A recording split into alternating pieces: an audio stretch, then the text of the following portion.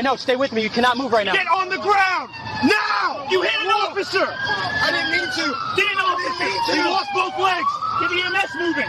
Think about the scene, secure everyone, check the passenger. The night air was cold, but the police radio was on fire with noise. Whiskey 10. I got hit. I need fire rescue. The voice was tight with pain and shock. It belonged to Sergeant Patrick Keep. Just moments ago, the highway had been quiet, but now it was a scene of total chaos. Other officers pushed their gas pedals to the floor, racing toward the location. When they arrived, the sight stopped their breath. Sergeant Keep was lying on his stomach on the hard pavement. One of his legs was twisted in a way that didn't look humanly possible. The other leg was gone, lying further down the dark road. "Get a tourniquet on now," an officer screamed, his hands shaking as he worked to stop the bleeding.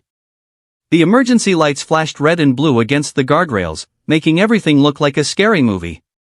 The officers tried to keep their cool, but the injury was critical. "Stay down. Don't move," they told him, trying to keep him from seeing the damage. Keep was a tough man, but even a tough man couldn't fight a car that hit him at 162 miles per hour. As the sirens grew louder in the distance, the team worked frantically to keep their friend alive. They didn't know yet who had done this, but they knew the person responsible had turned a simple Tuesday night into a nightmare. The Whiskey 10 call would be a sound they would never forget. It was the moment a routine shift turned into a battle for survival on the cold, black asphalt of the 270 northbound. Earlier that night, the air felt different for 19-year-old Rafael Mayorga. He wasn't thinking about safety or the law, he was thinking about money. He was broke and desperate, so he decided to enter a dangerous game. The rules were simple but deadly: bait a police officer into a high-speed chase and get away. If he won, he would walk away with $2,000 in cash. Rafael pulled his lime green Dodge Challenger up to a red light, right next to a Montgomery County police officer. He didn't hide. Instead, he taunted the officer, daring him to follow. As soon as the light changed, Rafael didn't just drive away, he rolled straight through the red light and took off at a high speed. The officer tried to start a traffic stop, but Rafael had no intention of stopping for anyone. To him, the officer wasn't a person with a family, he was just an obstacle in a race for quick cash. With his younger cousin in the passenger seat acting as a lookout, Rafael pressed his foot to the floor, initiating a deadly game that was worth much more than the money he hoped to win. The moment the lime green Challenger cleared the entry ramp to the highway, the game reached a new and terrifying level. Rafael reached for a switch on his dashboard, and suddenly, the car's headlights and taillights went completely dark.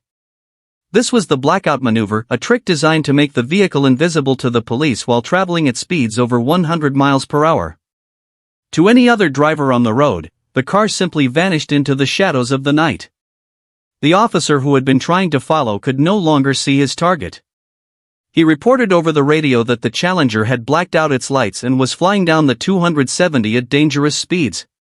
Because the situation was so high risk, the police were ordered not to engage in a high-speed pursuit. They didn't want to cause a wreck, but Rafael saw this as a victory.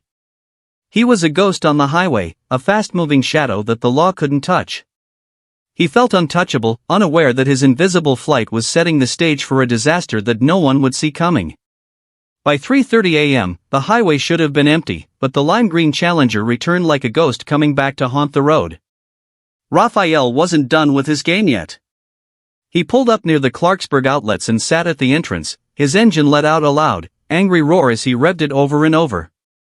He was getting ready to jump back onto the 270 south, acting as if the entire highway was his personal racetrack. Nearby, police officers watched from the shadows, their eyes locked on the bright green car. They didn't jump into a chase immediately because they knew how dangerous Rafael could be.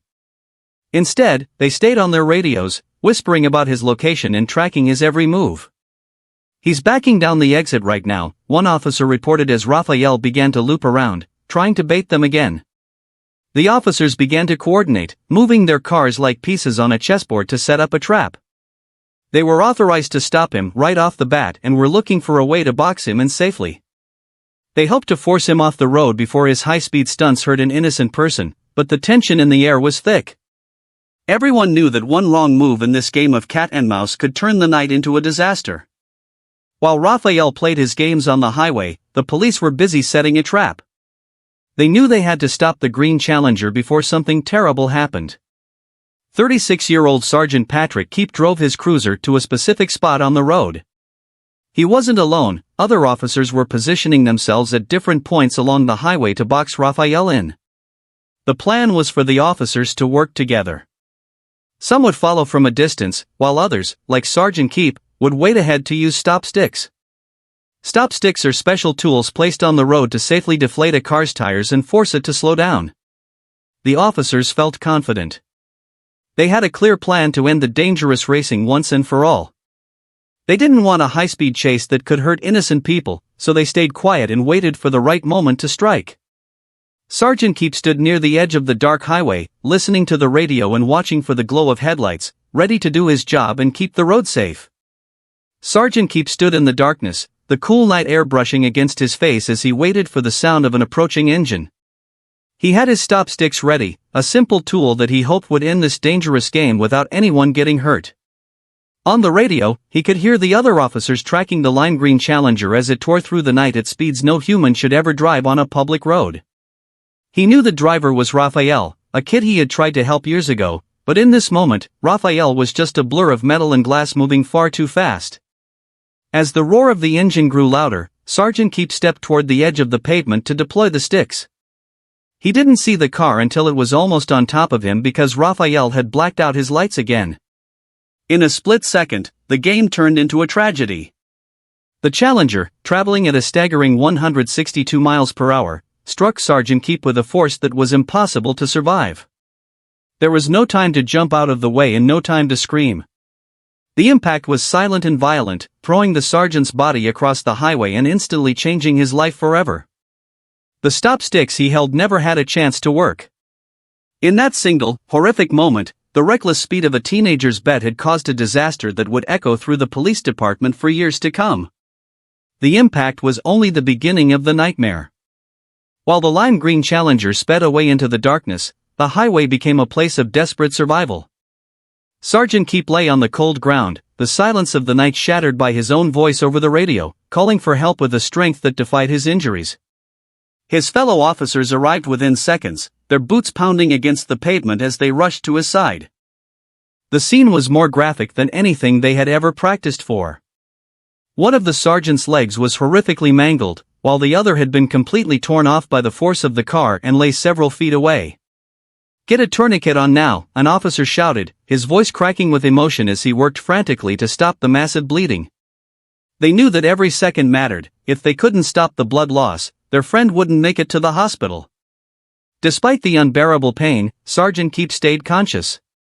A female officer knelt by his side, cradling his head and looking directly into his eyes.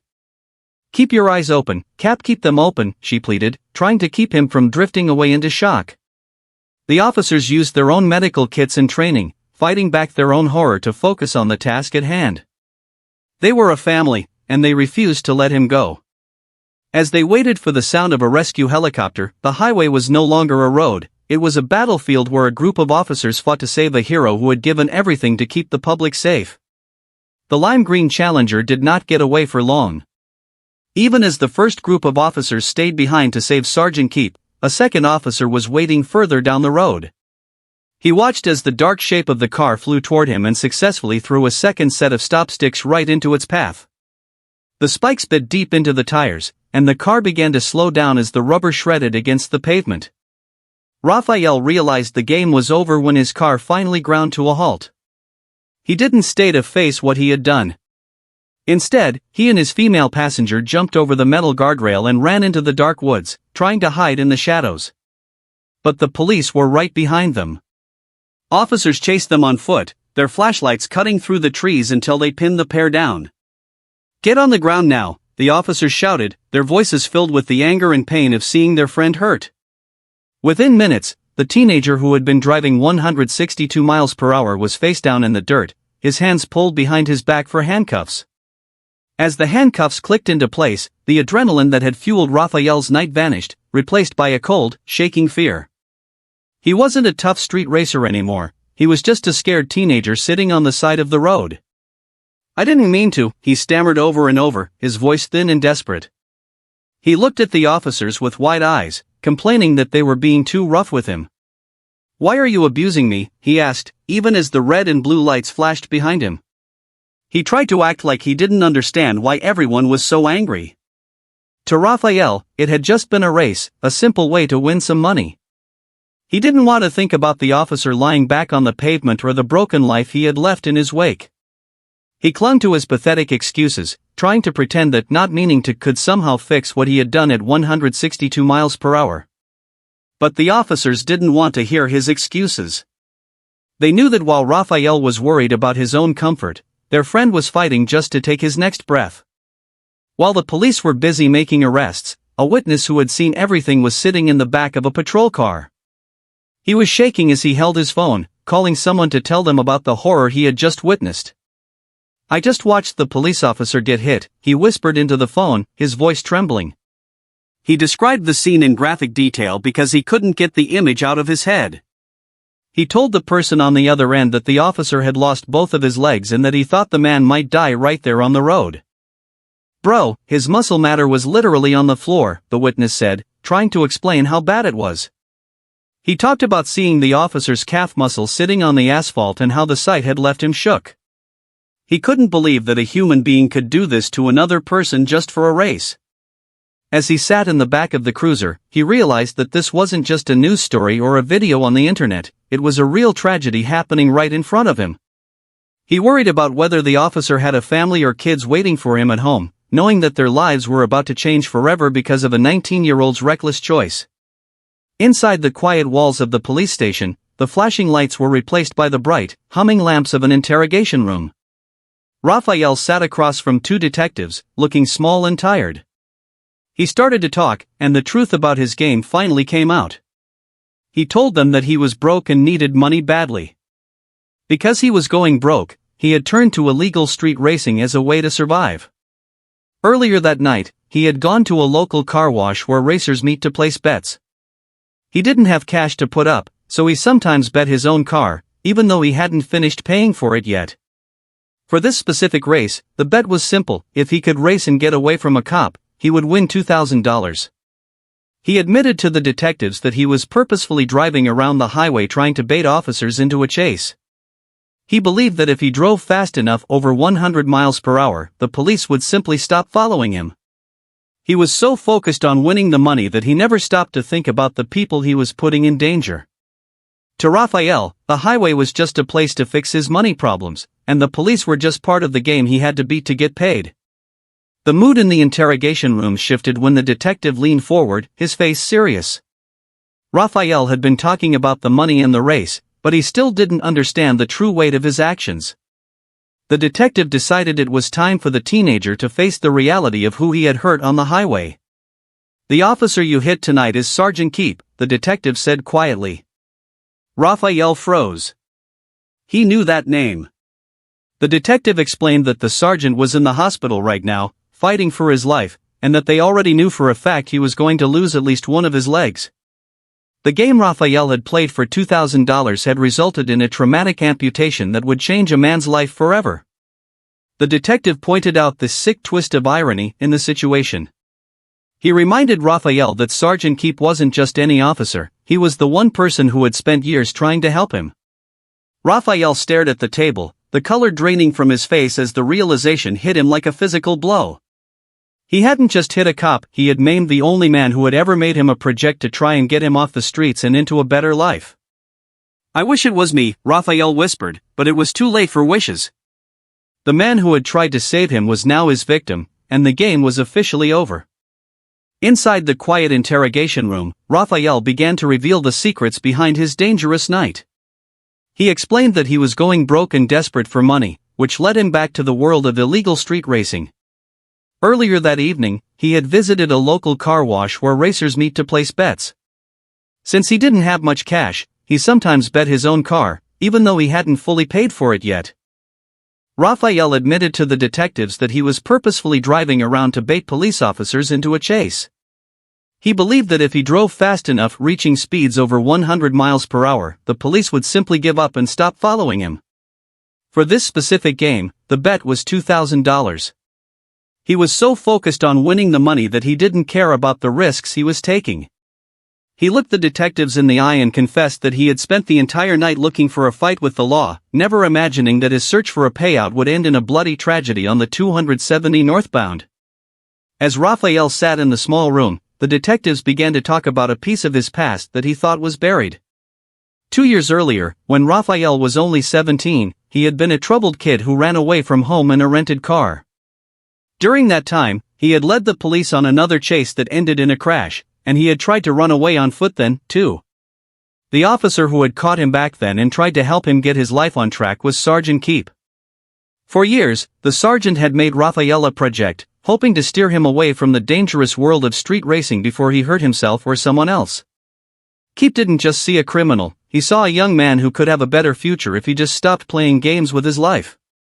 Raphael listened as the detectives reminded him of this history. He realized that the man he had been trying to beat in a race all night was the same man who had once shown him kindness. The sergeant had spent his career trying to protect people like Raphael from making the very mistake that had happened tonight. It was a heavy realization that made the cold walls of the station feel even tighter. The room fell silent as the detective's words sank in. Raphael sat very still, his head bowed. He had spent the whole night treating the police like characters in a video game, but now the game had a face and a name. It was the face of the man who had tried to help him when he was a lost 17-year-old. The detective told him plainly that Sergeant Keep was in the hospital and would definitely lose at least one of his legs. Raphael looked up, his eyes filled with a sudden, painful regret. He hadn't known it was Keep standing in the darkness of the highway. He told the detectives that he wished it had been him who got hit instead. The sick twist of irony was that the officer who had made Raphael a special project to keep him safe was now the one whose life had been destroyed by Raphael's own hands. The $2,000 bet that had seemed so important earlier that night now felt like a curse. Raphael realized that no amount of money could ever fix what had happened at 162 miles per hour. He was no longer a winner of a race, he was a young man who had broken a hero. The final chapter of this tragic story began in a courtroom, where the game finally met the law. Raphael Mayorga faced a judge and jury for the choices he made that October night. He was found guilty of many serious crimes, including assault on an officer and fleeing the scene of a crash. The judge sentenced him to 22 years in prison, plus another 60 days behind bars. It was a long sentence meant to ensure he would not be behind the wheel of a car for a very long time. While Raphael began his time in prison, the man he hurt was busy performing a miracle. Sergeant Patrick Keep did not give up. He spent nearly a year in difficult rehabilitation, working every single day to learn how to walk again using prosthetic legs. His bravery did not go unnoticed. In 2024, he received 2 special awards for his amazing work in road safety. Even more incredible was his return to the Montgomery County Police Department to continue serving his community. By 2025, the man who had been a sergeant on that dark highway was promoted to lieutenant. His story also changed the law forever. Maryland leaders passed the KE Act, a new law named after him that creates much tougher punishments for reckless drivers. While one young man's life was defined by a 162 miles per hour mistake, Lieutenant Keep's life became a symbol of strength and a protector of the road for everyone else.